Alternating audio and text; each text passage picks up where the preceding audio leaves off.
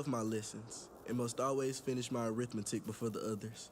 But I do confess, it's tedious sitting inside on a midsummer's day when for certain I'd rather be outside in the orchard helping Mr. Crow.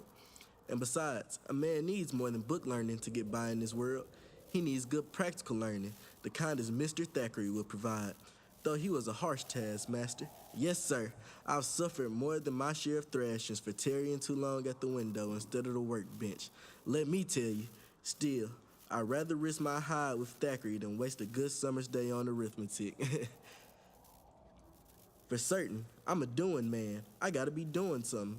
Else I'm as edgy as the devil in church. Mr. Crow understood that, yes sir, for that's how I came to be charged with the responsibility of chopping all our firewood.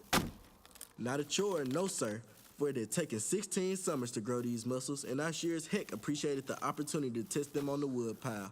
The rhythm, the thud, the crack as the blade split the timber, it was sharp as a razor. Mr. Crow saw to that, kept it in the fire form he did, such that I know that axe could split a man's skull clean in two with little more effort than a girl swinging it. Which is why I may as well confess that on some days in particular, I loved swinging that old axe, for I was thinking at the time what effect each swing would have on Rupert's head. That boy for certain, he's a nasty piece of work, and cunning as a crow with a heart to match, I'm sure.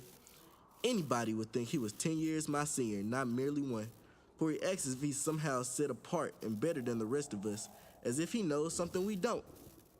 Now, him picking on me the way he does could perhaps be attributed to the way some white folks think about folks of a different color. But no, with Rupert, it's something more, like he just enjoys bringing misery down on everyone. Black, white, brown, and yellow, it don't make no difference to him.